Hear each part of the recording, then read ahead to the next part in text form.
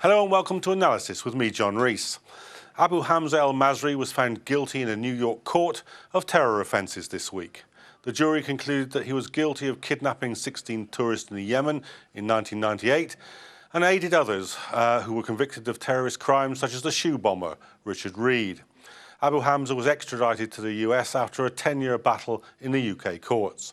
In one of the most complex extradition trials in UK history, successive governments found themselves pitted against the European Court of Human Rights, who blocked the deportation on the grounds that al-Masri will be tortured while in a US supermax prison. Prime Minister David Cameron has now announced that he plans to make the extradition process faster if he wins the general election in 2015. That statement has raised concerns among human rights groups who argue that the existing US-UK extradition treaty would become even more unfair. Following the extraditions of British citizens such as Babar Ahmad and Talal Hassan, they are worried that more British people would be extradited without substantial evidence, and that such reforms would result in individuals not receiving a fair trial. So will the case of Abu Hamza be used as a precedent to reform the current extradition treaty? And will making extraditions faster undermine the British justice system? Joining me to discuss this are Bill Bowring, Professor at Law at Birkbeck, University of London, and Hamza Hassan, brother of Talal Hassan, who is currently detained in the US after being extradited recently. And joining us on Skype is Masood Sajara, Chair of the Islamic Human Rights Commission. Welcome to you all, but first, let's take a look at this report. It was a legal and diplomatic process that has taken almost 10 years. But on Tuesday, the radical cleric Abu Hamza was found guilty by a court in New York on 11 counts, including enabling and providing support to terrorist activities. With Hamza set to be sentenced, and the defense counsel set to launch an appeal, those involved gave their reactions to the jury's verdict. Abu Hamza, as the trial showed, attempted to portray himself as a preacher of faith, but he was, instead, a trainer of terrorists. That has now been proven in an American court to a unanimous jury beyond a reasonable doubt. Disappointment.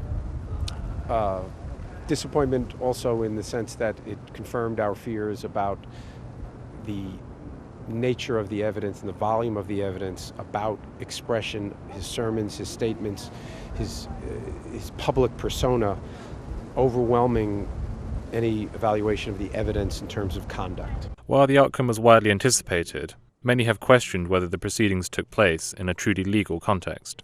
Writing in The Guardian, national security commentator Karen Greenberg stated that she felt that such terror trials are inevitably conducted in the shadow of 9/11.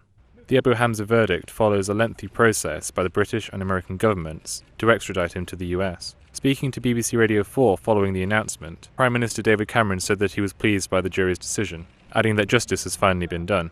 On the lessons to take from the extradition process, Cameron added, "We should reflect on whether we can extradite faster. Speeding up extradition and speeding up deportation, we need to look at the avenues of appeal that there are and make sure that those are gone through more quickly, and we have made changes there." The Home Secretary Theresa May also welcomed the decision, saying in a statement, "He used every opportunity over many years to frustrate and delay the extradition process. His conviction was facilitated by this government's tireless work to successfully remove him from the UK to face trial in October 2012. The remarks have been taken as a signal that the government wants to speed up the current extradition process. The current UK-US extradition treaty was established in 2003, and it has faced a great deal of criticism from civil liberties groups, who say that the agreement is intrinsically unfair, allowing the US to extradite UK citizens for crimes committed outside of its borders. Moreover, critics of the deal say that the US doesn't have to provide a substantial amount of evidence before obtaining an arrest warrant. As a result of such arrangements, British citizens such as Babar Ahmad and Talal Hassan were deported under such terror offences, despite neither committing crimes in the US.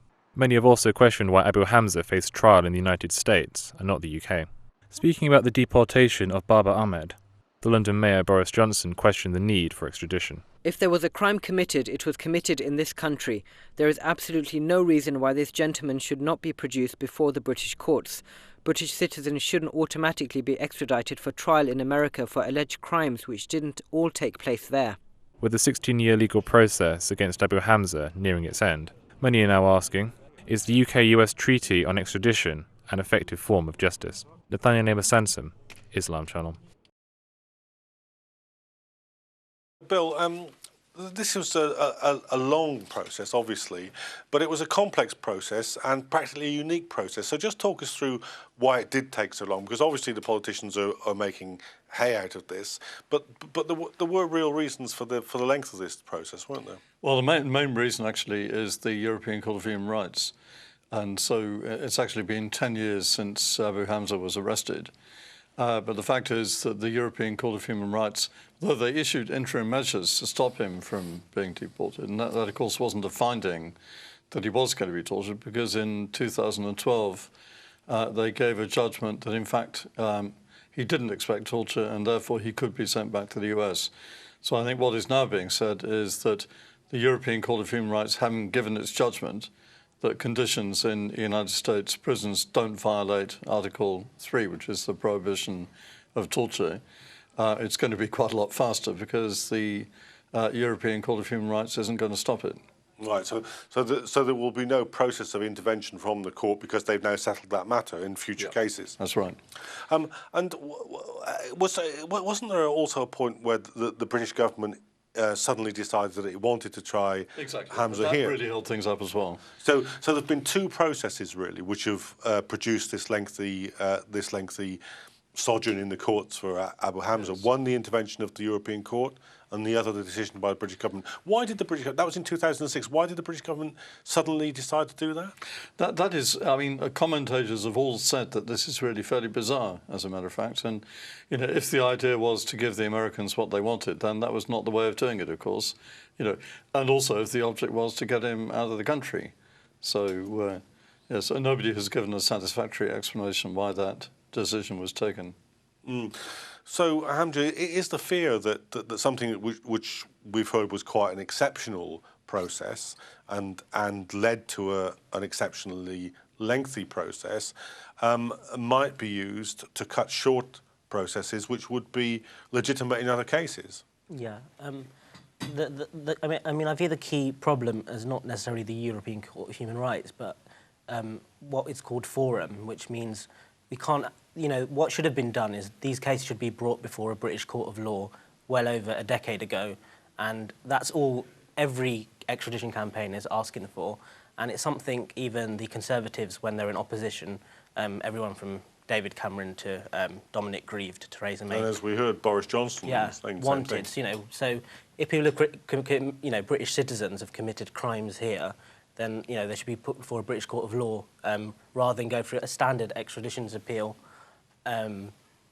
It's a very dangerous thing that David Cameron is saying. I mean, the extradition laws are already, they're very unfair, lopsided, unjust, inhumane, and they affect everyone. It's not just a Muslim issue. It affects, like, a couple called the Dunhams, an elderly couple just attempted to commit suicide a couple of days ago. Because their extradition was imminent. It's affected, even like bankers and classes of people you wouldn't normally associate. And it sells British sovereignty. It ruins things like the presumption of innocence and habeas corpus, and cheapens British citizenship. So there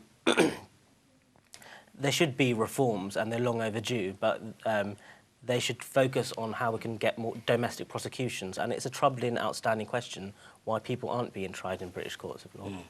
OK, well, we'll come back to some of those wider questions about extradition later in the programme. But Masood, welcome to the programme.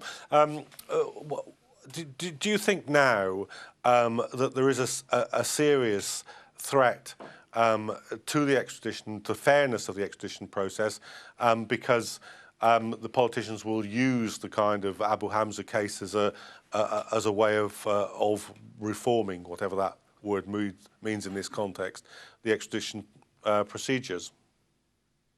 Yeah, absolutely. I'm actually extremely concerned because extradition in normal circumstances, we all understand to be a case of if someone commits a crime somewhere and then runs away and goes to another country, will be extradited to actually face those charges.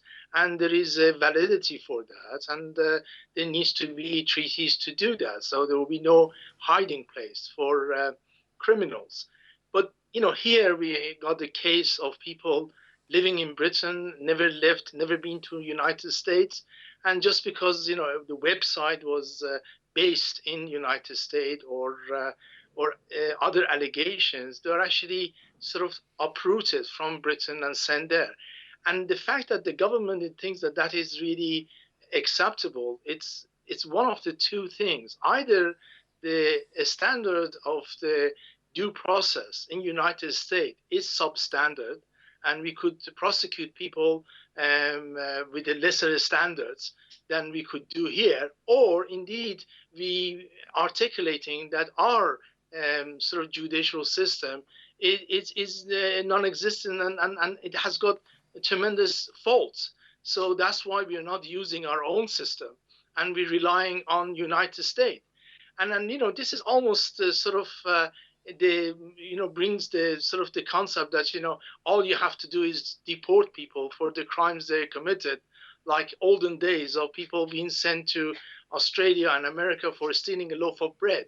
And I think that's actually insulting our judicial system, is abusing our judicial system for not allowing it to take place when someone in this country allegedly commits crimes which are crime in this country, and if evidence of it is available elsewhere, they should be given to this country so we go through those process. This idea on one side extraditing and on the other side deporting people, I mean, what are we going to do next? Deport all the murderers, and bank robbers and etc. into third countries, rather than actually dealing with crimes here and indeed sort of punishing the criminals according to our standard. Okay, so Bill, I mean, now this case has been made, by both the other guests on this programme, as they've said, by members of the government, by Boris Johnson, that somebody who's accused of a crime in this country, or at least accused of a crime which didn't take place in America, shouldn't be extradited to America for trial. But why are they? Well, that's the question of the foreign power, which has been discussed a lot. And actually, originally, there was going to be a foreign power. That is, that if it's clearly an offence alleged to have been committed here, then it should be tried here. Of course, what Abu Hamza has just been convicted of in the United States is, of course, it has to be alleged offences under US law. And that's the reason, on the basis upon which the US wanted him. I think there's a general problem actually with extradition at the present time, and we see this really across Europe as the European arrest warrant. And the fundamental problem is that the courts in this country do not and cannot test whether there's a strong case. And actually the test is the test for a police officer deciding whether to arrest somebody. So it's not actually whether there would be a conviction on the evidence, but simply whether it would be reasonable to arrest a suspect. And I think that's a fundamental problem, actually.